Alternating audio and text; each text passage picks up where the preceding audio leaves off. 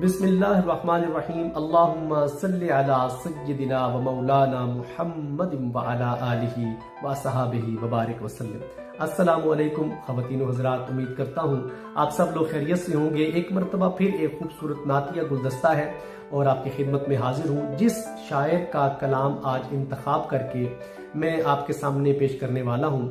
وہ ہستی کسی بھی تعارف کی محتاج نہیں ہے۔ میں صرف اتنا کہوں گا کہ آپ ایک ایسی شخصیت کے مالک ہیں جنہوں نے نبی علیہ السلام کے سامنے نعت گوئی کرنے کا شرف حاصل کیا۔ میری مراد جناب حضرت حسان بن ثابت رضی اللہ تعالیٰ عنہ۔ ناظرین، یہاں پر مختصر سا تعارف حضرت حسان بن ثابت رضی اللہ تعالیٰ عنہ کا کرواتا چلوں۔ آپ کا تعلق بنو خزرج قبیلے سے تھا، اور اس زمانے میں بنو خزرج قبیلے کا جو مخالف قبیلہ تھا وہ اوس قبیلہ تھا۔ آپ اسلام لانے سے پہلے اپنے قبیلے کے لیے اشعار لکھتے تھے، اپنے قبیلے کے بہادروں کے ناموں سے منسوب کر کے ان کے لیے اشعار لکھتے تھے، ان کے لیے تعریفاً اشعار لکھا کرتے تھے، اور اپنے قبیلے کی جو روایات تھیں ان کو زندہ رکھتے ہوئے ان کے متعلق اشعار لکھا کرتے تھے، جس کی وجہ سے آپ کی کافی شہرت تھی اور آپ کے اشعار کو تعریفاً محافل میں پڑھا جاتا تھا، اور آپ کا جو ہے وہ نام لے کر کافی لوگ آپ کے اشعار کو پڑھ کر آپ کو داد دیتے، آپ کی تعریف کرتے، اور یوں یہ سلسلہ چلتا رہا۔ محترم ناظرین، جب اسلام کا بول بالا شروع ہوا اور عرب میں نبی علیہ السلام کی تعلیمات نے اثر دکھانا شروع کیا اور اسلام کی تعلیمات سے لوگوں کے دل بدلنے لگے، تو حضرت حسان رضی اللہ تعالیٰ عنہ نے، کیونکہ آپ نے اسلام قبول نہیں کیا تھا اس وقت تک، آپ نے اسلام کے خلاف لکھنا شروع کر دیا،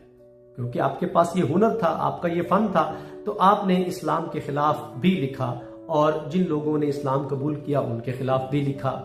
لیکن جب نبی علیہ السلام مدینہ تشریف لے آئے اور آپ کی رحم دلی کا سن کر، آپ کی سخاوت کا سن کر، آپ کی مختلف جو گفتگو کے اثرات تھے لوگوں کے زبانی سن کر، آپ کا دل اسلام کی طرف مائل ہوا اور آپ نے دل ہی دل میں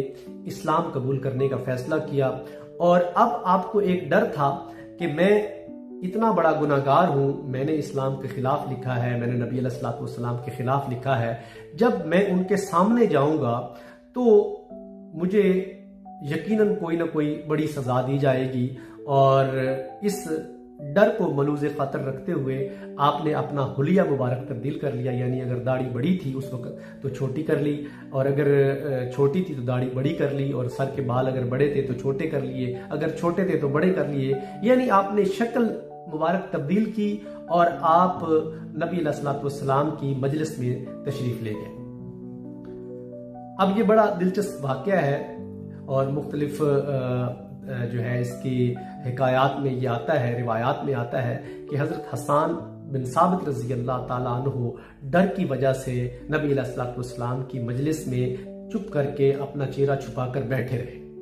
اور نبی علیہ السلام کے چہرہ اقدس کو تکتے رہے، اور آپ کے چہرہ انور کو دیکھ کر آپ کو ہمت ہوئی، جسارت ہوئی، آپ نے جب رحم دلی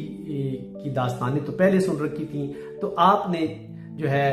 نبی علیہ السلام سے مخاطب ہو کر فرمایا کہ یا رسول اللہ، کوئی ایک ایسا شخص ہو جو بہت بڑا گناہگار ہو، تو کیا آپ اسے معاف فرما دیں گے؟ آپ نے فرمایا ہاں ہاں، ہم اگر کوئی بہت بڑا گناہگار بھی آ جائے تو ہمیں رحمت للعالمین بنا کر بھیجا گیا ہے، ہم اسے معاف فرما دیں گے۔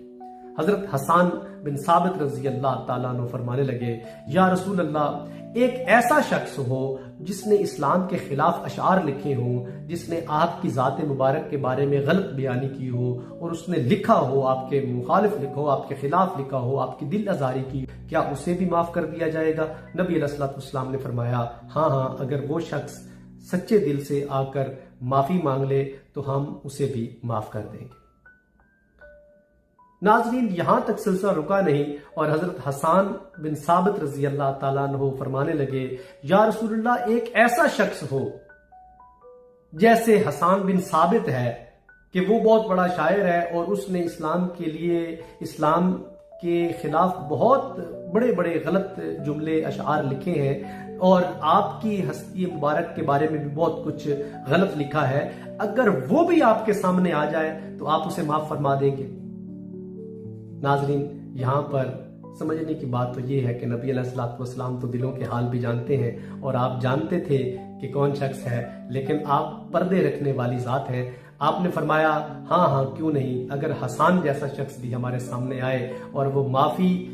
طلب کرے تو ہم اسے معاف کر دیں گے۔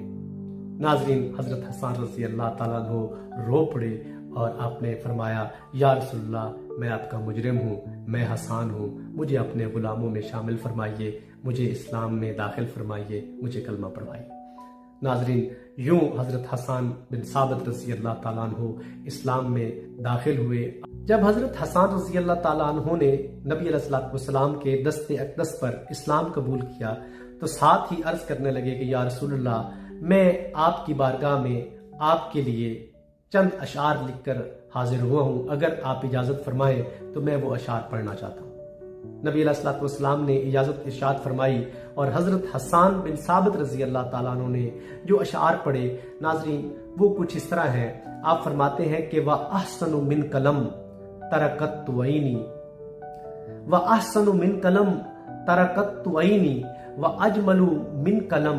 تَلِدُ النِّسَاءُ خُلِقْتَ مُبَرَّأً مِنْ كُلِّ عَيْبٍ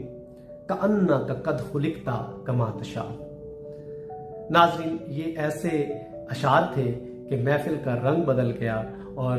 لوگ جو ہے وہ تعریف کرنے لگے، اور نبی علیہ الصلوۃ والسلام کی طبیعت میں بحالی آئی، آپ کا دل کا بوجھ ہلکا ہوا، اور آپ نے حضرت حسان بن ثابت رضی اللہ تعالیٰ عنہ کو اپنی کملی مبارک بچھا کے دی اور فرمایا حسان، آپ نے ہمارا دل خوش کیا ہے۔ اس کملی مبارک پر کھڑے ہو کر، یعنی دیکھیں ایک ثنا خان کی عزت افزائی کہ نبی علیہ الصلوۃ والسلام نے اپنی کملی مبارک بچھائی اور فرمایا حسان، اس پر کھڑے ہو کر یہ اشعار دوبارہ پڑھو۔ اور ناظرین، یہ بھی روایات میں آتا ہے حضرت حسان رضی اللہ تعالیٰ عنہ نے بے شمار مرتبہ اس کلام کو پڑھا، اور سننے والے اس کلام کو سن کر، اور بھی کچھ اشعار تھے، لیکن ان اشعار کو سن کر وہ اشش کر اٹھے، اور حضرت حسان بن ثابت رضی اللہ تعالیٰ عنہ کے وہ نیچے جو نبی علیہ الصلوۃ والسلام نے کملی مبارک بچھائی تھی، وہ آپ کو تحفتاً ہدیتاً حضرت حسان بن ثابت رضی اللہ تعالیٰ عنہ کو عنایت کر دی گئی۔ جب آپ کو یہ تحفہ ملا تو بعد میں کافی اصحابہ نے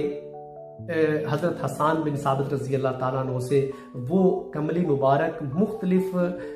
جو ہے قیمت کے عوض مانگنی چاہیے، لینا چاہیے، لیکن آپ نے وہ کملی مبارک نہیں دی، اور یہاں تک ہے کہ حضرت حسان بن ثابت رضی اللہ تعالیٰ عنہ کے نسل میں، نسل در نسل وہ کملی مبارک چلتی آ رہی ہے، اور آج بھی کہیں پر وہ قبیلہ ہے جہاں پر نبی علیہ الصلوۃ والسلام کی کملی مبارک کو ایک سونے کے صندوق میں بند کر کے رکھا ہوا ہے، اور کہتے ہیں کہ وہ خود مختار ایک ملک ہے، وہ ایک قبیلہ ہے، اس پر بڑے بڑے قبیلوں نے جو ہے وہ حملہ کرنے کی کوشش کی ہے، لیکن وہ 8 لوگ اس صندوق کو، جس کے اندر وہ کالی کملی نبی علیہ الصلوۃ والسلام کی جو نبی علیہ الصلوۃ والسلام نے حضرت حسان رضی اللہ تعالیٰ عنہ کو تحفہ دی تھی، وہ اٹھا کر اس صندوق کو 8 لوگ جب چلتے ہیں تو سامنے چاہے جتنی بڑی فوج ہو وہ ڈر کر بھاگ جاتے۔ آج تک اس قبیلے کی خود مختاری کو یا اس ملک کی خود مختاری کو کوئی شخص لڑ کر یا اس قبیلے کے ساتھ جنگ کر کے اس کو فتح نہیں کر سکا۔ یہ ایک زندہ معجزہ ہے نبی علیہ الصلوۃ والسلام کے کملی مبارک کا، جو حضرت حسان رضی اللہ تعالیٰ عنہ کو تحفے میں ملی تھی۔ وَأَحْسَنُ مِنْ قَلَمْ تَرَكَتْ عَيْنِي وَأَجْمَلُ مِنْ قَلَمْ تَلِدُ النِّسَاءُ خُلِقْتَ مُبَرَّأً مِنْ كُلِّ عَيْبٍ كَأَنَّكَ قَدْ خُلِقْتَ كَمَا تَشَاءُ۔ ناظرین، اس شعر کی الفاظ اور اس کی تشریح کے لیے ہم ایک اور ویڈیو بنائیں گے، کیونکہ یہ موضوع کافی وسیع ہے، اور حضرت حسان بن ثابت رضی اللہ تعالیٰ عنہ کے تعارف کو اور آپ کی اشعار کے حوالے سے جو اسلام میں خدمات ہیں، اس حوالے سے ایک ویڈیو میں اس کو مکمل کرنا ایک مشکل کام ہے۔ آج اتنا ہی، حاضر ہوتے ہیں ایک اور ویڈیو میں۔ السلام علیکم ورحمۃ اللہ وبرکاتہ۔